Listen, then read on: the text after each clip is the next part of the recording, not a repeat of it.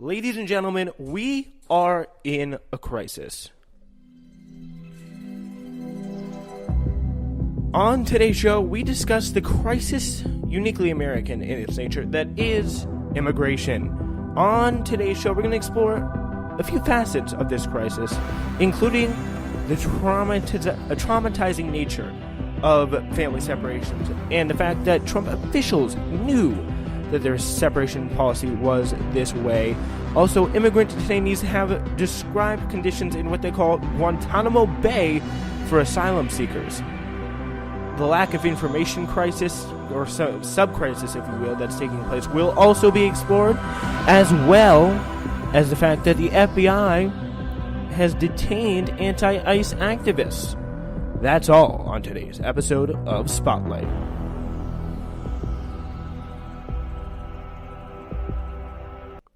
Thank you so much for listening to today's episode. Second episode of the day. Really almost had to kind of refresh this episode a little bit because literally, a lot of this information was kind of out of date here, which is incredible because of just how fast this crisis has been evolving.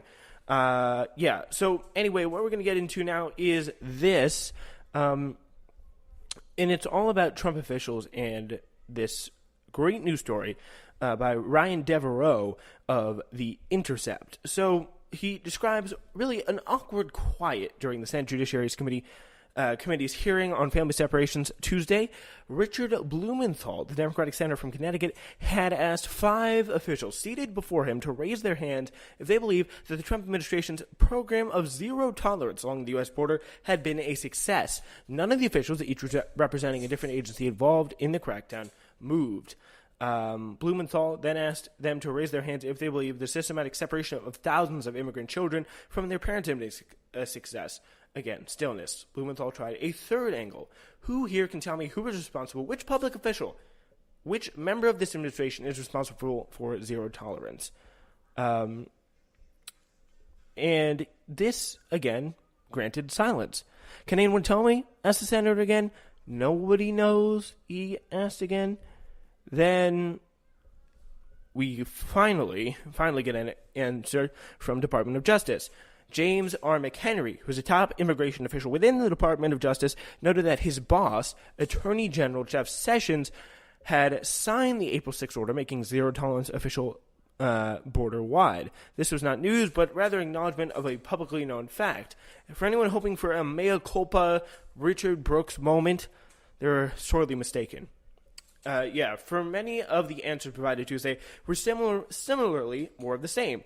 Matthew Albence, the executive associate director for ICE and their deportation directorate, continued his defense of the agency, going so far as to argue that the detention centers migrant children have been shipped to are quote-unquote summer camps, or like summer camps, except the fact that they were only allowed outside for 2 hours for the day, according to some reports. And if there's summer camps, and by the way, it's also very similar to how the concentration camps back in the 1930s were advertised as a fun place for people to go and hang out in videos that were released to the general public at the time. So it's just something that it really has remnants of something like this. And when you're putting legal immigrants in a camp like this, it's the mistreatment of them is very, very disturbing. So yeah. It was kind of minimization that has really become the standard of the Trump administration officials describing their roles in perpetuating a humanitarian crisis. Still, Blumenthal's line of questioning and other exchanges during the hearing pointed to an important component of the evolving story of family separation, accountability in the emerging narrative of how family separation came to pass.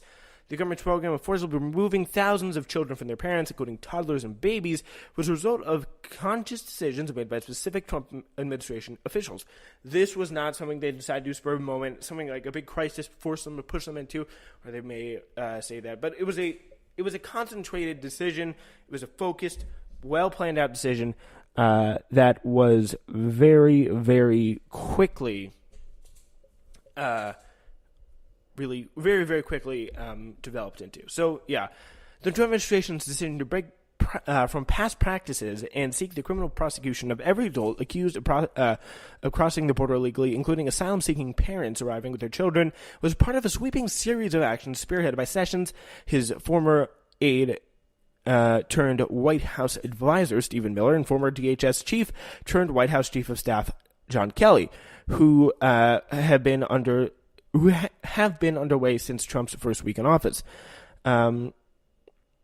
This practice, this criminal prosecution, it's a lot of things that really people don't realize. This practice of prosecuting asylum-seeking parents arriving with their children was part of this sweeping series of actions spearheaded by Sessions. And this is the key part. They've been underway since Trump's first week in office here. It's not something that just happened, but it became something that just happened recently, but it began, though, as a pilot program in Texas last summer before going border wide in the spring. Thousands of families were pulled apart in the process. Kids taken from their parents were sent to approximately 100 centers around the country. Hundreds of parents were deported without them. So, yeah, it was something that, again, we're going to a lot of it. This is very unknown because a lot of these kids, they don't know where their parents are. So, like, these are kids who really had no choice in the matter, but all of a sudden their parents have been deported, they've been taken away, and it has been very disturbing process to kind of watch unfold there. Yeah. So while the project was premised on the idea that everyone eligible for prosecution would be charged. An embrace of law and order rhetoric Trump bellowed about on the campaign trail. Government data published last week by the Transnational Records Access Clearinghouse at Syracuse University indicated that, in fact, many adults who crossed the border with children during the height of zero tolerance were not prosecuted. Still, so even though this law and order candidate, this law and order person, really law and order type person, this law and order administration was so intense on prosecuting these illegal immigrants, separating from the families, they thought it'd be a good deterrent or whatever. They still here were less than a third of these adults apprehended illegally crossing the border were actually referenced and referred for prosecution. State justification does not explain why this administration chose to prosecute parents with children over prosecuting adults without children who are also apprehended in even larger numbers. So apparently it was a very interesting situation. So the stated justification, they do not explain why this administration chose to prosecute parents with children. So apparently according to this governmental report released by this clearinghouse at Syracuse University. So the government did make a concentrated effort to go after parents with kids as opposed to parents without kids. So, and that was probably most likely very disturbing to some people. But, so with children over prosecuting adults without children, but facing a national uproars, Trump then issued a executive order to halt the separations. Though zero tolerance still remains official DOJ policy, and a federal judge ordered the government to commit a mass reunification process. While a majority of families separated in the spring have been reunited in one form or another, hundreds still remain separated. Meanwhile, the predictable consequence of ripping little kids from their moms and dads, then keeping them locked up for weeks or months with little or no communication, have become increasingly evident. Multiple news outlets have documented stories of parents reunited with their children only to find their little ones profoundly traumatized with vacant stares and night terrors, and in more than one case, incorporating activities associated with incarceration, including handcuffing and forced medication, into their play. So, like, this is not this is a very lasting, traumatizing thing for especially younger children. Like, this is something that's been used for younger children, and really people younger than 5 even. And you can really imagine how that's going to have a very, very, very traumatizing effect on these people. So it's very, very disturbing stuff. So yeah, it was towards the end of Tuesday's 3.5-hour hearing when it became clear that the foreseeable consequences were raised when Trump administrations, but with the Trump administration officials, before zero tolerance went into effect. And that's the key paragraph in this Intercept report.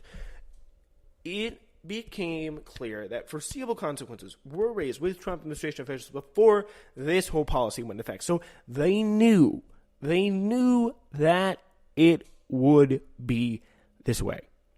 And that is very, very disturbing. So Blumenthal had posed a question to officials assembled before him.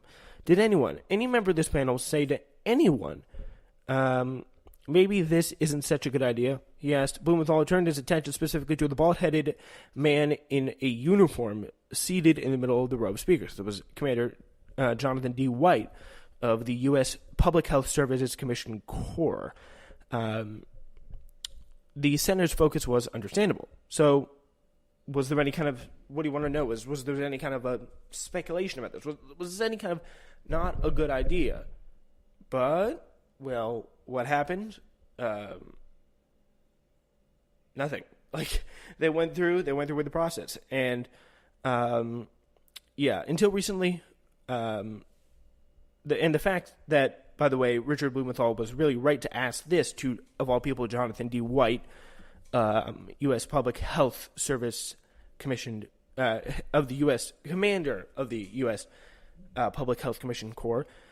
White had served as Deputy Director of the Unaccompanied Minors Program within the Office of Refugee Resettlement, the Health and Human Services Office tasked with providing care of children separated from parents. So he was head of ORR for a very long time. He served as the Deputy Director of the Unaccompanied Minors Program within the Office of Refugee Resettlement.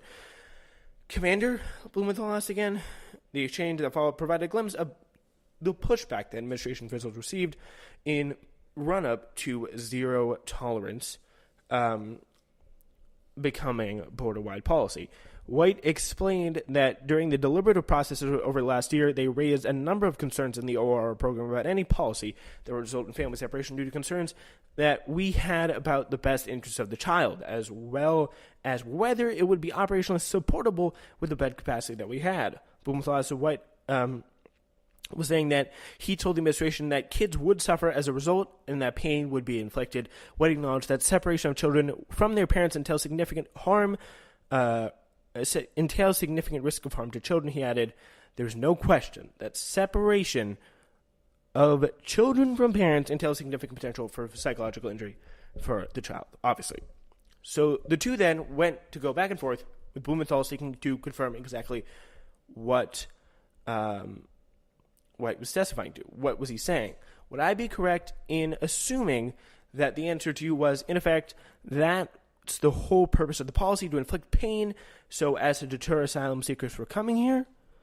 Is this what this is all about? Would I be correct in assuming that this was the answer, to just make this painstaking, really kind of gut-wrenching process as a deterrent? No, White said. We were advised that family separation was not the policy. Did that mean family separation just happened to result from zero tolerance without anyone knowing in advance, even though you raised the concern? Blumenthal asked.